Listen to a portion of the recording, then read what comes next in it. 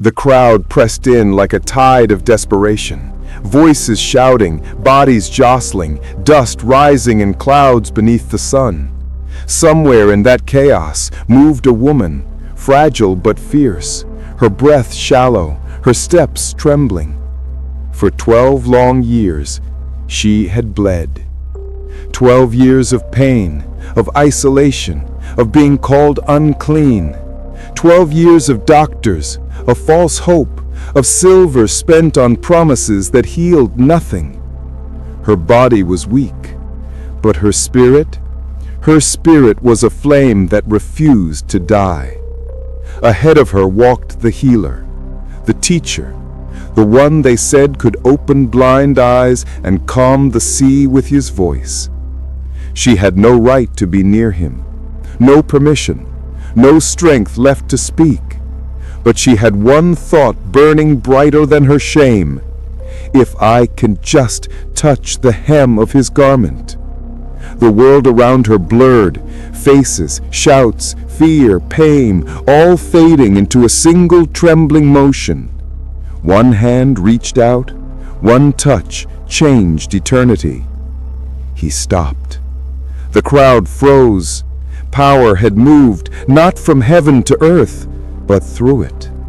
And in that moment, the woman who had been bleeding for 12 years touched heaven with one hand. If you've ever felt unseen, unworthy, or one breath away from giving up, this story is for you.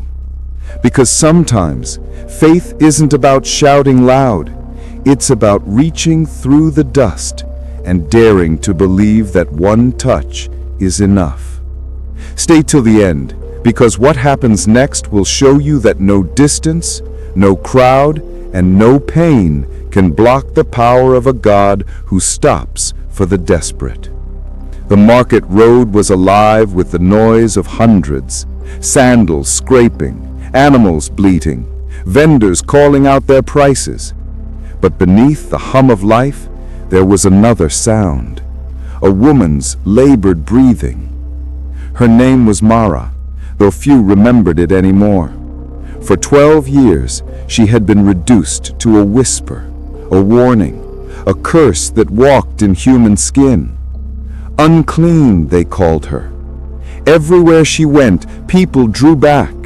No one would touch her. No one would stand too close. It wasn't just her body that bled. It was her soul, drained by rejection day after day, year after year. She used to have a husband once, and dreams and laughter that filled the small courtyard. But illness is a thief that steals not just health, but identity. When her bleeding began, her world shrank. First her friends left, then her husband, then her hope. She had sold everything to find a cure.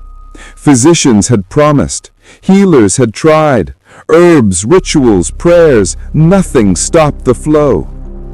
She lived now in a single rented room at the edge of the city, the air heavy with herbs and silence. But on this morning, something stirred the dust outside her door. Footsteps, many of them, and voices carried by excitement. "He's here, the teacher, the one who healed the man with the withered hand." Mara's heart jolted. She had heard of him, Jesus of Nazareth. The story spread faster than disease. A blind man who saw, a leper who was made clean, a storm that obeyed his word. Faith flickered, fragile but alive. She rose, every step aching, every breath an act of courage. She wrapped herself in a faded shawl and pulled the hood low, hiding her face. No one could know she was in the crowd. If they did, they would drive her away with stones. But she had decided, if I can just touch the hem of his garment. The streets narrowed as she pressed closer. People thronged around him, men shouting questions, women holding their children near. She could barely see over their shoulders, only catching glimpses of a robe moving ahead, sunlight glinting off the tassels at its edge. Each step forward was a battle. Someone shoved her, another cursed. The noise swelled like the sea, and she nearly lost her footing. Her mind screamed, "You don't belong here." Her body whispered, "Go back." But her soul cried louder, "Touch him." Her hand shook as she reached through the moving forest of legs and robes. And then, contact. Just a brush of her fingertips against the fabric of his robe. Instantly something happened. The air seemed to still. A warmth, deep and holy, rushed through her body, not from the ground up, but from her soul outward. Her knees buckled, and she gasped, clutching her chest. The bleeding stopped. She knew it without needing proof. The pain that had been her shadow for 12 years was gone. Before she could slip away into the crowd, a voice called out above the noise, "Who touched me?" The world seemed to freeze. The disciples laughed awkwardly. "Master, the people are pressing all around you. Everyone's touching you."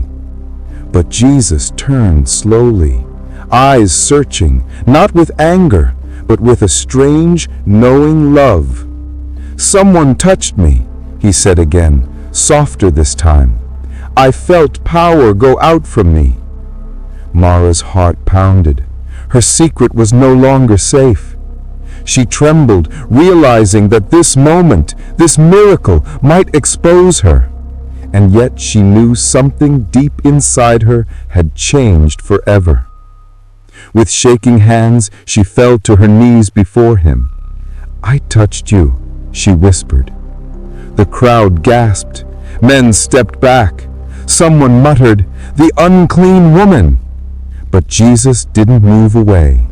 He simply knelt, meeting her eyes. His gaze was not of judgment, but of recognition, as if he had been waiting for her all along. "Daughter," he said, voice low but strong, carrying through the stunned silence, "your faith has made you whole. Go in peace."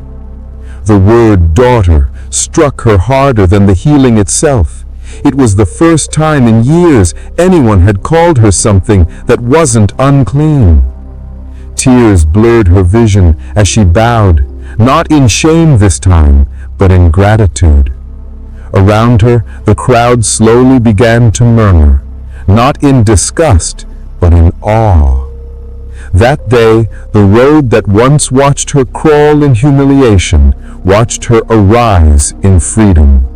She walked home differently, her shoulders lifted, her face uncovered, her steps light with purpose. For the first time in years, she could feel the wind on her face without shame. And somewhere behind her, the healer continued walking, smiling faintly, as though he had seen heaven open for just a moment, because a desperate woman reached through dust and found it. If this story stirred your heart, if you've ever needed a miracle, or dared to believe that faith can touch heaven, don't keep it to yourself. Like, share, and subscribe to Living Word for more cinematic stories of faith, hope, and divine encounters that still speak today. The morning after her healing, Mara woke to the sound of birds. For 12 years, dawn had brought her dread, another day of hiding, another day of pain. But this morning felt like a resurrection. She pressed her hands against her chest, almost disbelieving the stillness inside her. No bleeding, no weakness, only quiet strength. Her eyes filled with tears. The world outside seemed newly born, light spilling through her small window, dust rising golden in the air. But joy, like faith, always faces a test. When she stepped out of her door, her neighbors froze. The baker paused mid-sweep. The woman who sold figs frowned and whispered to another, "Isn't that the woman? The one who—" Their words trailed into silence. Marah stood there, sunlight catching her face. "Yes," she said, voice trembling but firm. "It was me, but I am healed." The fig seller blinked. "Healed? After all these years?" Marah nodded. "The teacher, Jesus of Nazareth. I touched his garment, and he made me whole." Some laughed, others backed away unsure. But one old man, bent from years and carrying a jug of water, looked at her long and hard. His lips trembled. "I saw you in the crowd yesterday," he whispered. "You fell at his feet." His eyes filled with tears. "Blessed be the Lord who visits his people." That simple sentence broke something in the street. People began to gather, curious, cautious, murmuring. And for the first time in years, they didn't come to drive her away. They came to listen. Word spread faster than she could walk. Within a week, her name, the name that once meant shame, was spoken with awe. The woman who touched the rabbi. She was invited to tell her story in homes, courtyards, and synagogues. Wherever she went, people listened with wet eyes. Yet not all were kind. One evening, as she returned from the well, a group of women blocked her path. Among them was Leah, her former friend, the one who had turned her away when the bleeding began. "So it's true," Leah said sharply. "You claim you're healed." Marah's heart thudded. Not a claim, a truth. The blood is gone. Leah's lips tightened. "And we're to believe a touch did what no physician could? That this Jesus broke the law of impurity for you?" The others murmured, unsure. Marah met her eyes, calm but steady. "He didn't break the law. He fulfilled it. The unclean did not make him unclean. His holiness made me whole." Silence fell. Even the wind seemed to pause. Leah looked away first. Marah walked past them without another word. For the first time in her life, she realized that freedom doesn't need to fight. It simply is. Weeks passed. She began helping other women who were sick and rejected, bringing food and prayer to their doors. Her touch, once avoided, became a comfort. But inside her, a quiet stirring grew. She needed to see him again, the one who had called her daughter. Rumors swirled through Galilee that Jesus was moving from village to village, teaching crowds, healing the blind, feeding thousands with a few loaves and fish. Wherever he went, the roads filled with people. So Marah began walking again, her steps lighter, but her purpose heavier with gratitude. She reached the edge of a vast hillside one evening, where thousands were gathered. The air was thick with anticipation. Children sat on rocks. Families huddled on blankets. Fishermen stood at the back, craning their necks to see.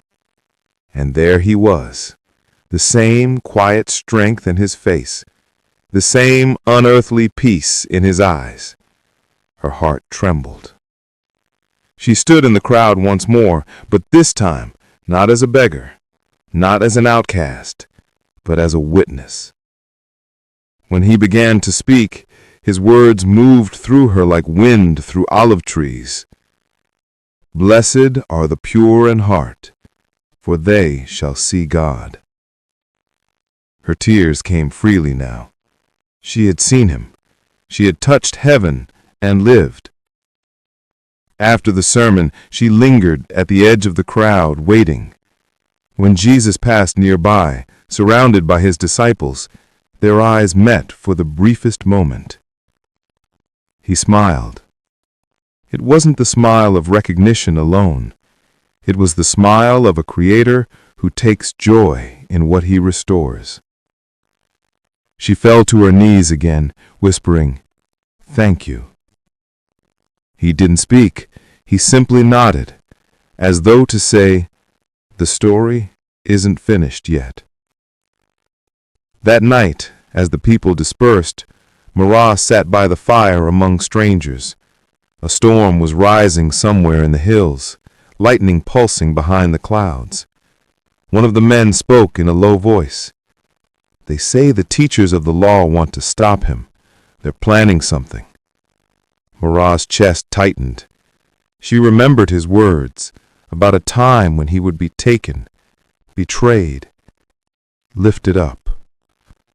Her joy began to mingle with fear.